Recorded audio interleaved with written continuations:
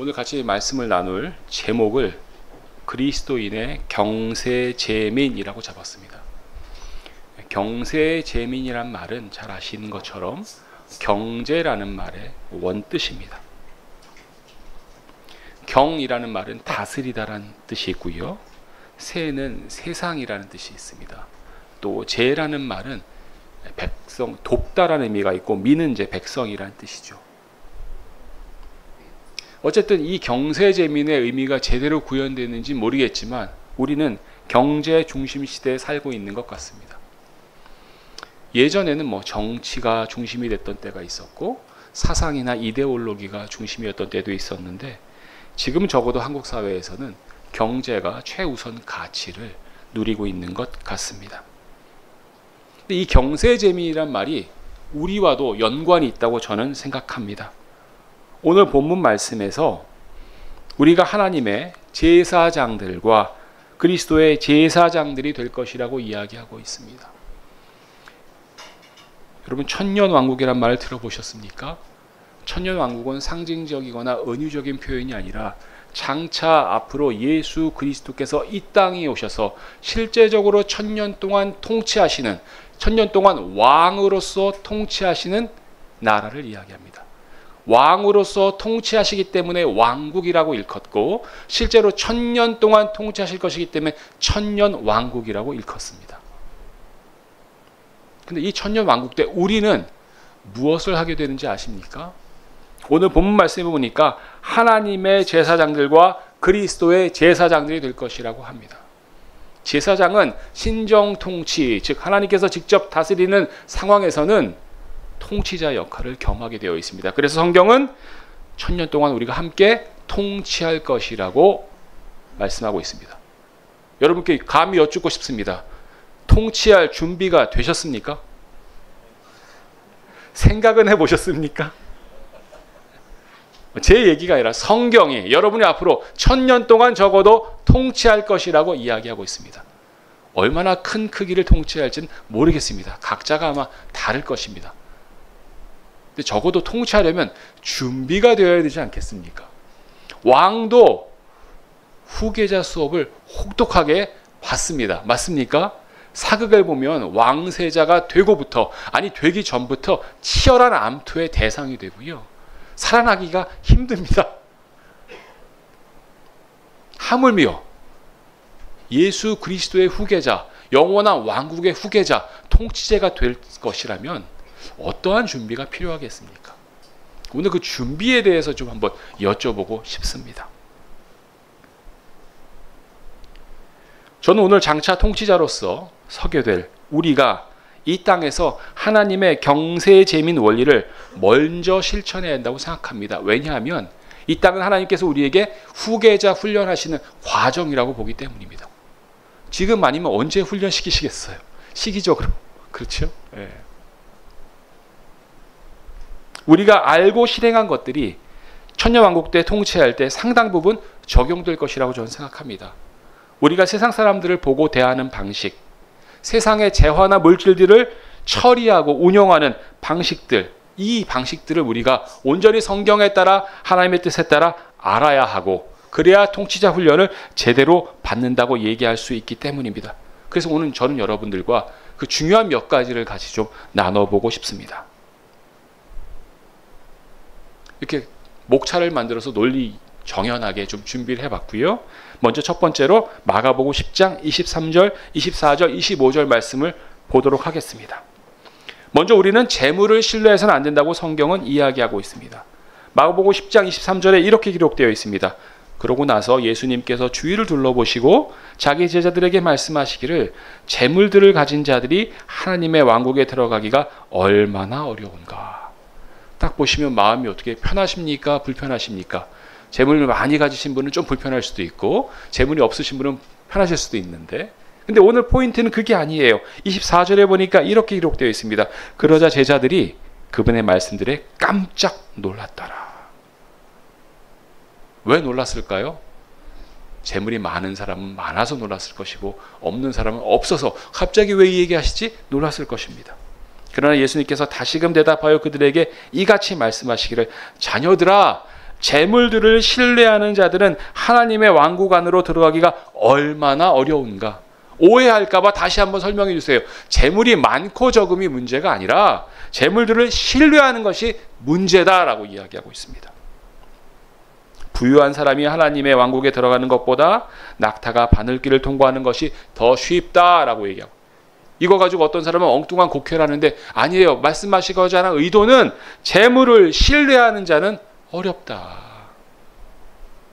재물을 신뢰하는 자는 구원받기도 어렵고, 구원받은 이후에도 하나님의 올바른 경제적 원리, 운영의 원리, 통치의 원리를 배우기가 어렵겠다라고 말씀하시는 거예요. 재물들을 신뢰하는 자는 하나님의 왕국 안에 들어가기 어렵다고 말씀하십니다.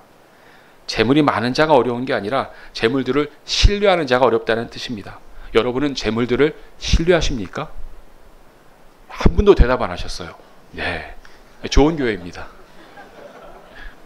재물들이 없는 사람들은 재물들을 신뢰할 수 없습니다. 재물들이 있어야 재물들을 신뢰할 수 있습니다. 만약에 여러분이 재물이 없다면 그것 또한 감사할 일인 것은 이유가 바로 여기 있기 때문이죠.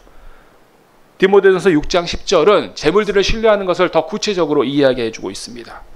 돈을 사랑하는 것이 문제라고 합니다. 디모데전서 6장 10절에 이렇게 기록되어 있습니다. 이는 돈을 사랑함이 모든 악의 뿌리이기 때문이라. 어떤 이들은 자신들이 돈을 탐내는 동안 믿음에서 떠나 잘못을 범하였고 많은 슬픔들로 자신들을 찔렀도다. 재물이나 돈을 신뢰하고 사랑하는 게 바로 문제라고 성경은 이야기하고 있습니다. 돈 자체가 문제가 아닙니다. 재물 자체가 문제가 아닙니다. 돈을 사랑하는 것이 문제입니다. 재물을 신뢰하는 것이 문제입니다. 돈을 탐내는 것이 또한 문제라고 성경은 말씀하고 있습니다. 돈을 탐내다가 보니까 어떤 사람은 믿음에서 떠났다고 성경은 이야기하고 있습니다. 한번 그리스도인이 되었으면 여러분 아시는 것처럼 구원을 잃어버리지 않습니다. 그러나 돈을 탐내면 구원을 잃어버리지 않아도 믿음에서 떠날 수는 있습니다. 하나님께서 사용하는 사람이 되지 못할 수 있습니다. 하나님께서 사용하다가도 돈을 탐내면 사용 더 이상 못할 수도 있습니다. 왜냐하면 돈을 사용하는 것은 하나님과 반대되는 일이기 때문입니다. 잠시의 유익을 위해 영원한 상급을 벌이게 되는 그런 어리석은 일은 돈을 탐내다가 벌어지곤 합니다. 디모데전서 1장 19절에 이렇게 기록되어 있습니다. 믿음과 선한 양심을 계속 붙들라. 그것들을 치워버린 어떤 자들은 믿음에 관해서는 파선하였느니라. 믿음과 선한 양심을 치워버리면 우리도 믿음에 관해 파선할지도 모릅니다. 따라서 재물을 신뢰하지 말아야 하고 돈을 사랑하지 말아야 합니다. 이것은 과거에 한 번으로 끝나는 일이 아니라 우리가 이 땅에서 살아가는 동안 내내 누누이 강조해야 할 일일 것입니다. 왜냐하면 이 세상의 풍조 중에 가장 대표적인 것이 돈을 사랑함이기 때문입니다. 우리가 재물을 신뢰하지 않을 수 있는 이유는 무엇입니까? 안아야 한다라고 말씀만 하시고 헐벗고 굶주리게 하시면 어떻게 재물을 추구하지 않을 수가 있겠습니까? 우리가 재물을 신뢰하지 않아야 하는 것은 재물이 필요하지 않아서가 아니라 필요한 재물을 주겠다고 약속하신 분이 계시기 때문입니다. 빌립보서 4장 19절에 이렇게 기록되어 있습니다. 오히려 나의 하나님께서는 그리스도 예수를 통하여 영광 안에서 자신의 부요하심에 따라 너희의 모든 필요를 공급하시리라. 저는 여러분들에 대해서 아는 바가 전혀 없습니다. 부유한 분도 계실 거고 그렇지 않은 분도 계실 것입니다. 혹시 여러분 중에 우리 하나님보다 더 부유하신 분이 계십니까? 아마 이 지구상에 그런 사람은 없겠지요. 우주 만물을 창조하시고 소유하신 우리 하나님께서 자신의 부유하심에 따라 무엇을 공급한다고 하셨습니까? 모든 필요를 공급한다고 하셨습니다. 자, 두 가지를 기억하십시오. 우리의 필요를 공급한다고 하셨습니다. 원함을 공급하는 것이 아니라 필요를 공급한다고 하셨습니다. 아이를 키워보신 분들은 많이 아실 것입니다. 아기들이 원하는 것은 늘 달고 맛있는 겁니다. 한 번 맛들이면 떼기가 참 어렵습니다. 아이스크림이든지 과자든지. 아이가 스스로 엄마 야채 더 주세요. 뭐 이런 경우 거의 없잖아요. 맛없는 거 안 먹잖아요.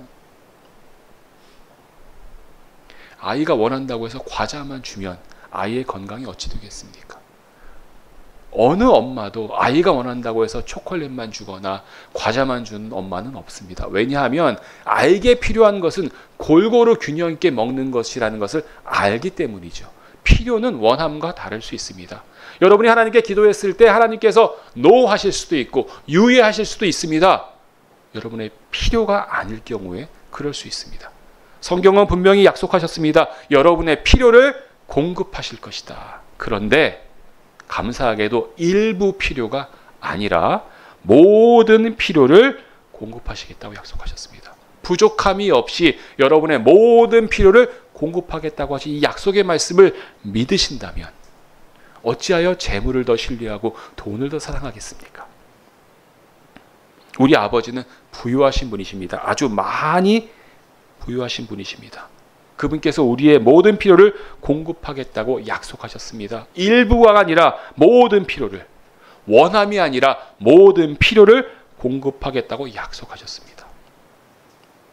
이와 더불어서 우리는 탐욕을 제어해야 합니다. 히브리서 13장 5절에 이렇게 기록되어 있습니다. 너희의 생활 방식에 탐욕이 없게 하라.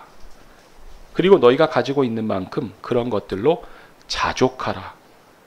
이는 그분께서 말씀하시기를 내가 결코 너를 떠나지도 아니하겠고 너를 버리지도 아니하겠노라 하셨기 때문이라.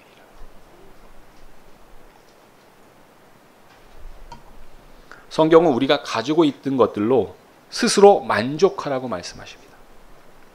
우리가 소유하고 있는 것 외에 더 소유하고 싶은 근본적 이유가 무엇입니까? 아마 여기 계신 분들은 적어도 물질을 더 많이 향유하고 싶어서는 아닐 거라고 저는 생각합니다. 단순히 더 많이 갖고 싶어서는 아닐 거라고 생각합니다. 다만 일말에 불안함이 있기 때문일 수 있습니다. 노후도 좀 걱정되고요. 병원비도 좀 걱정되고요. 자식들도 좀 걱정이 됩니다. 그런데 그 걱정이 필요 없는 이유가 여기에 있습니다. 가장 부유하신 분께서, 가장 강하고 부유하신 우리 아버지께서 이렇게 말씀하시기 때문입니다. 내가 결코 너를 떠나지도 아니하겠고 너를 버리지도 아니하겠다. 무슨 걱정이 있으십니까? 세상 만물을 소유하신 분께서 너를 떠나지도 아니하겠고 버리지도 아니하겠다고 하는데요. 요즘 젊은 사람들이 제일 되고 싶은 게 뭔지 아십니까? 재벌이 아닙니다. 재벌의 아들이 되고 싶다고 합니다. 재벌 되기 위한 과정과 힘든 어려움은 별로 원하지 않고 그 아들로서 누리는 것만 얻고 싶다고 합니다. 우리는 재벌보다 더 강력한 만유를 소유하신 분의, 부유하신 분의 아들, 딸입니다. 그분께서 약속하셨습니다.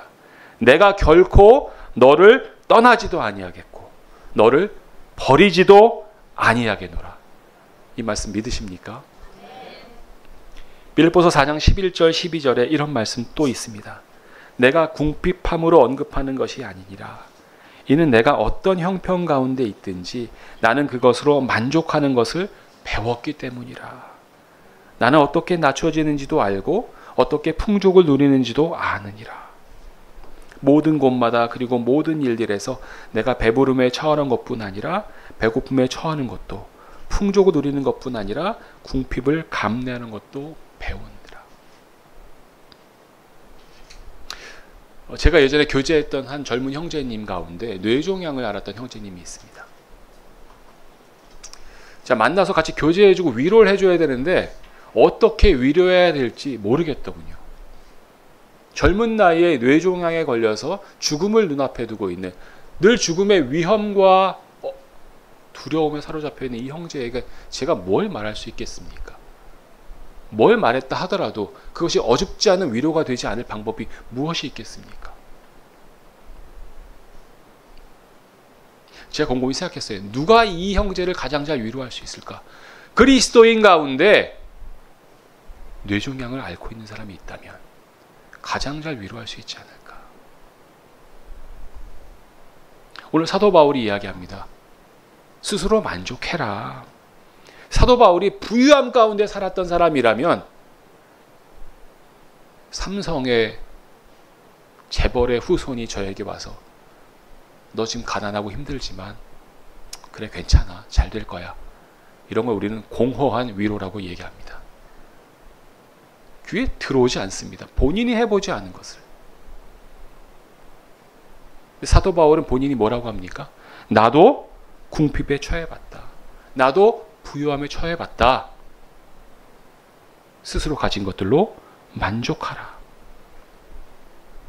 어떤 형편 가운데 있든지 만족하라. 사도 바울을 아시는 것처럼 로마 시민이었습니다.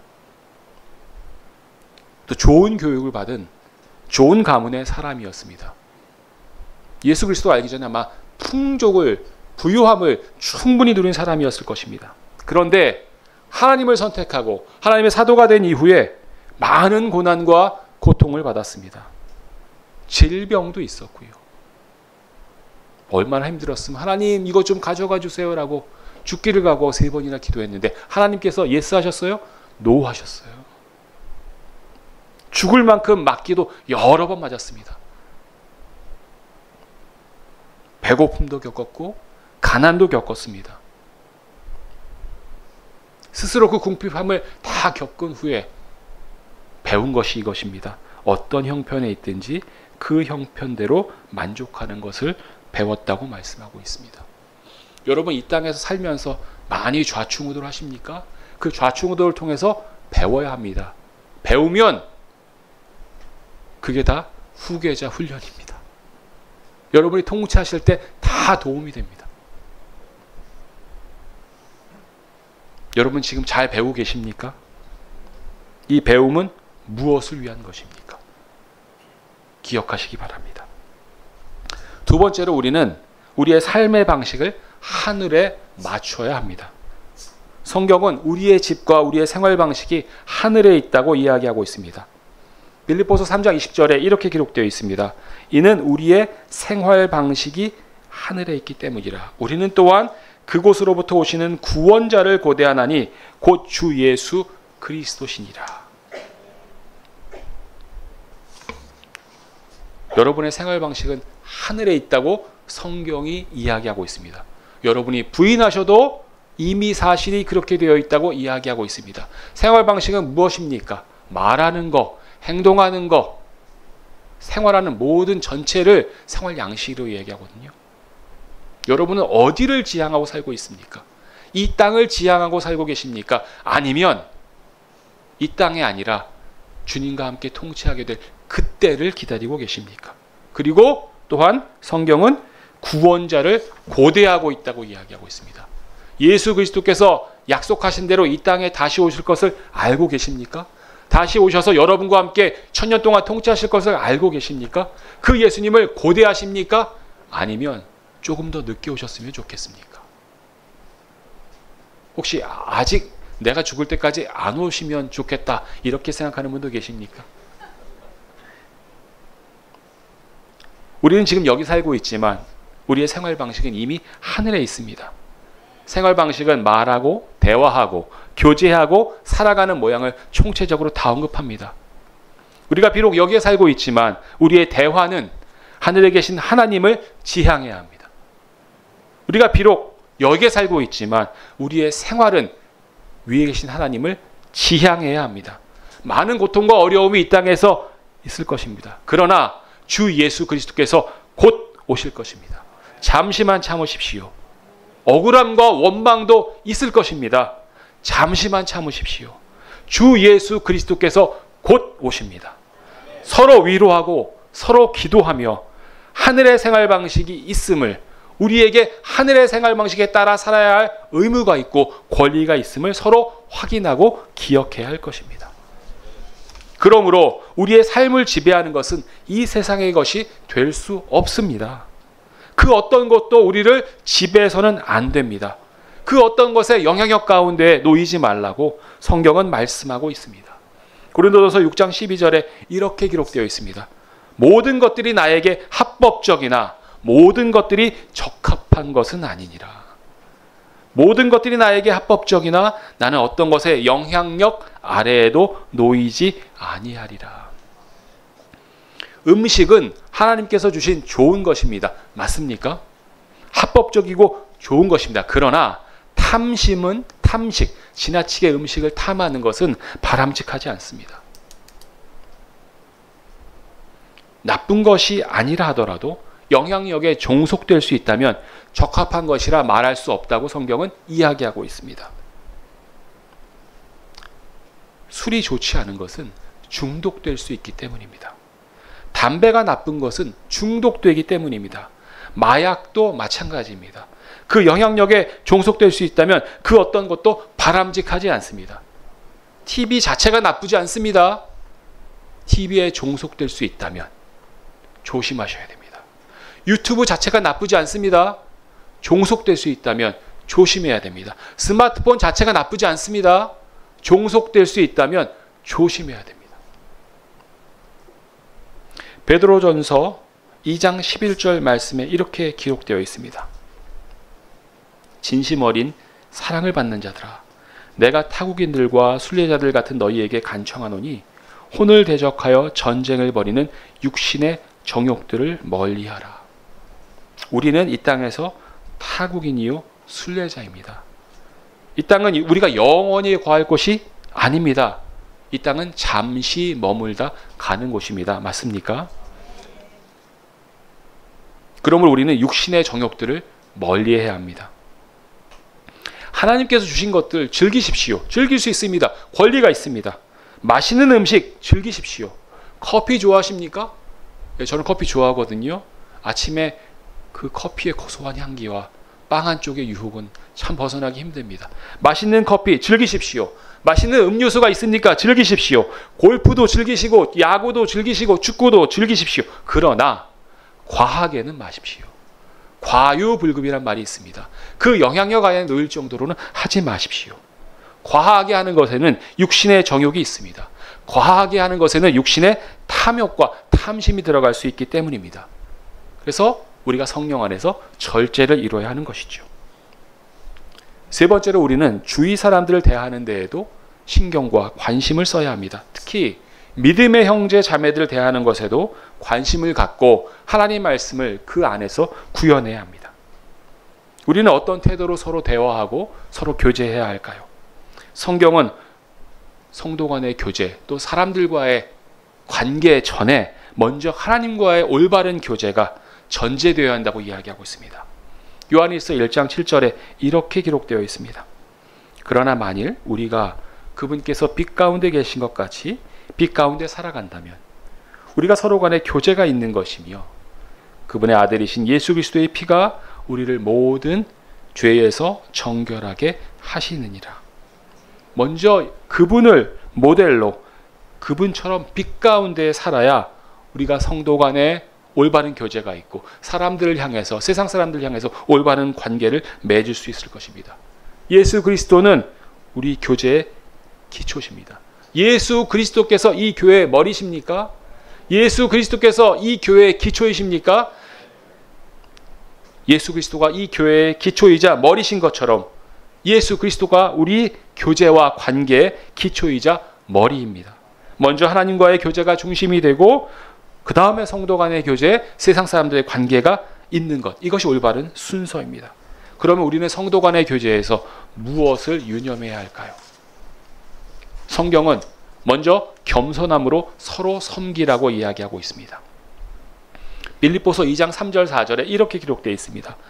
아무것도 분쟁이나 헛된 영광을 통해 이루어지게 하지 말라.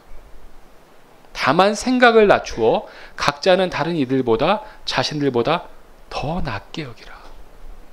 모든 사람마다 자기 자신의 일들만 돌아보지 말고 오히려 모든 사람들마다 다른 사람의 일들을 돌아보라.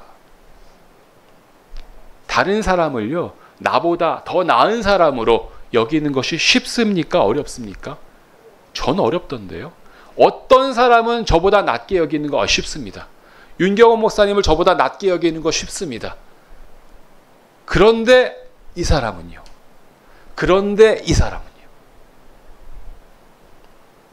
성도 간에도 분쟁이 있을 수 있습니다. 헛된 영광을 추구하는 일이 있을 수 있습니다. 이때 우리는 생각해야 합니다. 성경은 다른 사람들이 나보다 더 나은 사람이다 이렇게 여기라고 하십니다. 그렇게 하려면 뭐예요? 생각을 낮춰야 돼요. 자기 자신에 대한 생각을 낮춰야 돼요. 스스로에 대한 생각을 겸손하게 낮춰야 합니다. 사실 우리는 하나님 보기에 다 똑같은 죄인입니다. 저 사람이 나보다 더 심한 죄인이다라고 말할 수 있습니까? 그 근거가 무엇입니까? 다만 예수 그리스도의 의로 옷 입은 의인이 된 죄인일 뿐입니다. 여전히 우리는 죄인의 속성을 갖고 있는 부족한 사람들입니다. 도토리 키재기를 멈추고 다른 사람들을, 옆에 있는 형제 자매들 나보다 낮게 여기는 것이 필요합니다. 옆에 있는 형제 자매들 얼굴 한번 보십시오. 나보다 더 낫습니까? 예. 또 우리는 그리스도를 보면서 서로를 용납하고 받아들일 수 있어야 합니다. 로마서 15장 7절에 이렇게 기록되어 있습니다. 이런 이유로 그리스도께서 우리를 하나님의 영광에 이르도록 받아들이신 것 같이 너희는 서로 받아들이라. 그리스도께서는 아무 죄가 없으시지만 죄인인 우리를 받아주셨습니다. 먼저 우리를 용납하시고 우리에게 권면하십니다. 그분께서 우리를 받아들이지 않으시면서 너는 받아들여라 하지 않으시고요. 그분께서 먼저 세상의 가장 죄인 같은 저를 먼저 받아주시고 주위의 형제 자매를 받아들여라. 받아들이고 싶은 사람, 받아들일 만한 사람을 받아들이고 용납하는 것은 세상 사람도 다 합니다. 성경이 말씀하는 것은 받아들이지 못할 사람, 받아들일 수 없을 것 같은 사람을 받아들이라. 누구를 보고? 예수 그리스도를 보고 받아들이라고 말씀하십니다. 그 사람을 보고 받아들이는 게 아니라 예수 그리스도를 보고 그리고 나를 보고 받아들이라고 말씀하셨습니다. 심지어 성경은 받아들일 뿐만 아니라 용서하라고 하십니다. 에베소서 4장 32절에 이렇게 기록되어 있습니다. 그리하여 너희는 서로에게 친절하고 상냥한 마음이 되어 하나님께서 그리스도를 위하여 너희를 용서하셨듯이 바로 그처럼 서로 용서하라. 여러분, 그 예수 그리스도께서 여러분 용서하실 때 혹시 조건이 있으셨나요? 먼저 사과해야 용서할 수 있다. 뭐 이런 조건이 있으셨나요?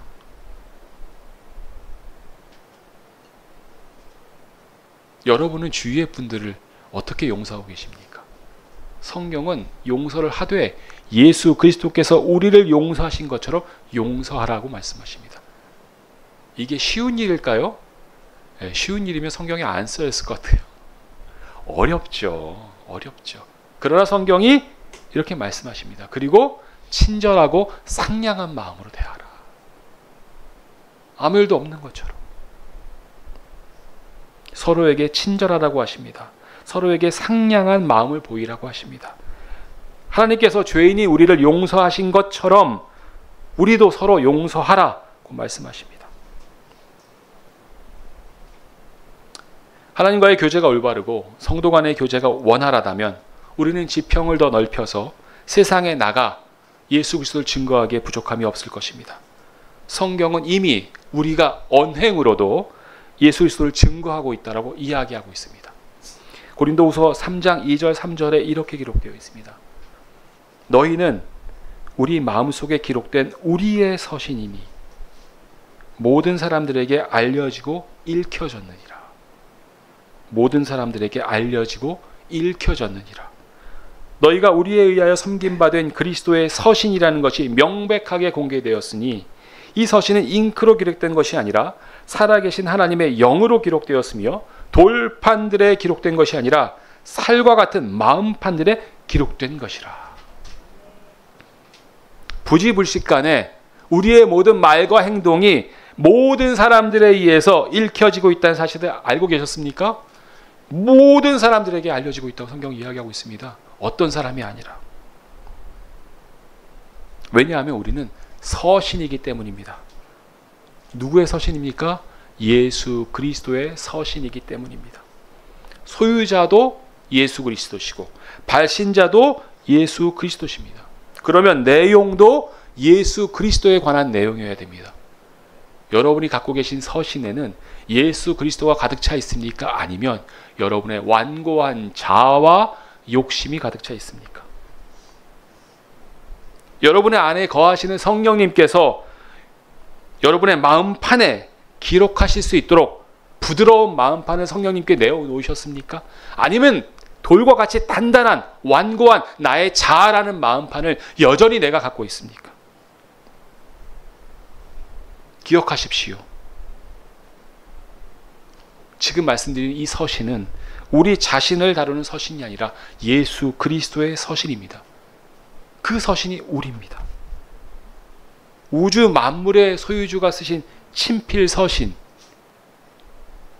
만약에 제가요 현직 대통령의 친필 서신을 갖고 있으면 세계 어느 나라 정치 지도자를 만나도 존중을 받을 것입니다.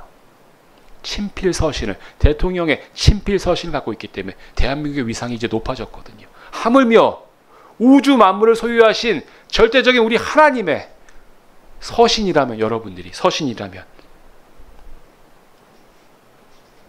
감히 이렇게 하면 여러분을 불러보고 싶습니다. 우주 만물의 소유주가 쓰신 친필 서신인 형제 자매 여러분 아니신가요? 우리가 장차 왕이 될 사람으로, 제사장이 될 사람으로 권위와 존엄이 있어야 되지 않겠습니까? 저 북한에 계신 분만 무한 존엄이 아니라 우리는 더 큰 존엄을 갖게 될 것입니다. 권위와 존엄은 여러분에게 어울리지 않는다고 생각하십니까? 그 권위와 존엄은 하나님께서 채워주실 것입니다. 고린도전서 1장 8절에 이렇게 기록되어 있습니다.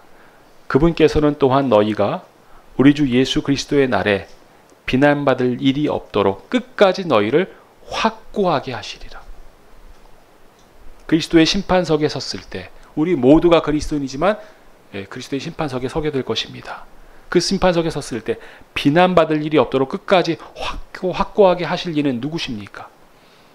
우리 주 예수 그리스도께서 그렇게 하시겠다고 약속하십니다. 오직 그분과 그분의 말씀을 신뢰하십시오. 여러분 자신보다, 세상 그 어느 누구보다 확실하신 분이십니다. 여러분 자신보다 훨씬 더 믿을 만한 분이시기 때문입니다. 장차 천년왕국에서 예수 그리스도와 함께 통치하게 되실 형제 자매 여러분, 이 땅에서 우리가 배워야 할 왕의 수업, 왕으로서 훈련받아야 할 후계자 수업들이 있습니다. 이 내용들을 잘 여러분이 배우시면 장차 통치하실 때 존엄과 위엄으로 잘 통치할 수 있을 것입니다. 그러나 이 땅에서 잘 배우지 못하시면 존엄과 위엄 없이 통치하게 될지도 모릅니다. 안 되겠죠? 그러기 위해서 기억해야 할 것이 있습니다. 첫 번째, 재물을 신뢰하지 마십시오. 돈을 사랑하지 마십시오. 모든 필요를 공급하시는 하나님만 신뢰하시고 지금 갖고 있는 것으로 만족하십시오. 둘째로, 삶의 방식을 하늘에 맞추십시오. 대화와 행동과 사고 방식을 하늘에 맞추십시오. 이 세상의 것에 지배당하지 마시고 육신의 정욕을 멀리 하십시오. 마지막으로, 주위에서 사람들을 대하십시오. 겸손함으로 서로 섬기고 다른 사람들을 나보다 낮게 여기십시오. 서로 용납하고 용서하되 예수 그리스도께서 우리를 용서하신 것처럼 용서하십시오. 우리는 모든 사람이 주목하는 그리스도의 서신임을 기억해야 합니다. 그것을 기억하고 끝까지 우리를 확고하게 하실 하나님만 신뢰하십시오. 기도하시겠습니다.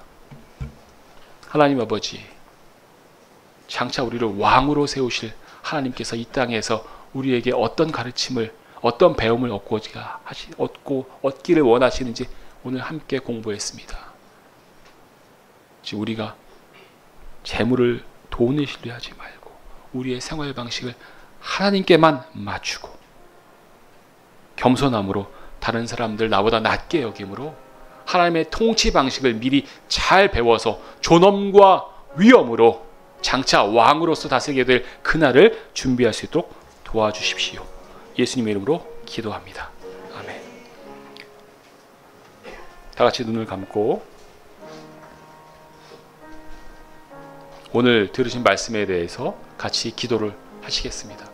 이 말씀들이 여러분에게 어떤 유익이 있는지, 어떤 뜻이 있는지 다시 한번 묵상하시고 상고하시는 기회가 되시길 바랍니다.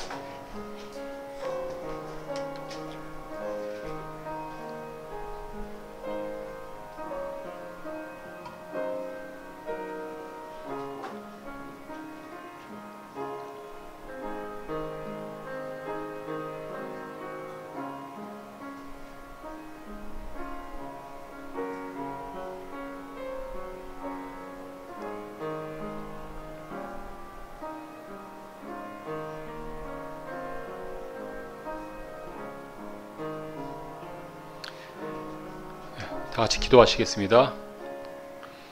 하나님 아버지, 저희가 주님의 귀한 말씀에 따라 앞으로 왕으로서 준비할 것에 대해서 배웠습니다. 지금 우리가 갖고 있는 것으로는 그 어느 것도 아버지께 내세울 게 없지만 이제 주님께 주신 귀한 말씀에 따라 우리 자신을 잘 훈련하고 준비하고자 원합니다. 우리 힘으로 할 수 없사오니 주님 도와주시옵소서. 우리를 도와주셔서 주님께서 주신 이 귀한 것들을 잘 준비할 수 있도록 인도하여 주시옵소서.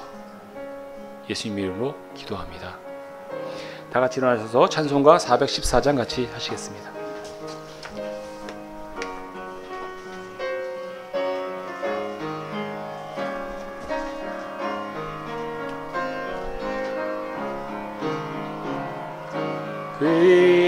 귀하신 주여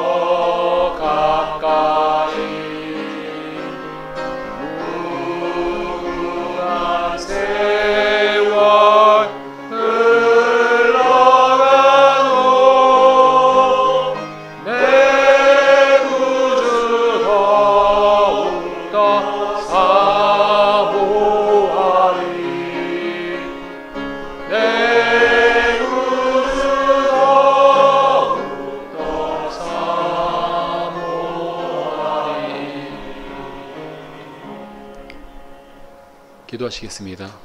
하나님, 예수 그리스도의 서신들이 이제 세상으로 나갑니다. 세상 사람들이 이제 이것들을 다 읽게 될 것입니다. 우리 안에 오직 예수 그리스도만 드러나게 하시고 주님의 뜻과 말씀만이 드러나게 하셔서 그리스도의 서신으로서 온전한 역할을 감당할 수 있도록 도와주시옵소서. 예수님의 이름으로 기도합니다.